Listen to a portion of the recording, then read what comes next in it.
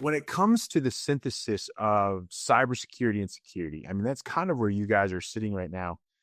What are some of the really important things that make sense to connect? Sure. Well, I truly think that cyber and like physical security need to connect more. Why? Because they belong together, right? You can't have one without the other. If someone comes in your building, they're gonna stick a USB in the wall, and that's it's physical security, right? And they need to like connect because there's no one's talking right now, which gets confusing for a lot of people. So when you bring those two together, you have full control and you can actually implement proper procedures, proper software, proper hardware that can help battle all the different things you're going to come to in an organization.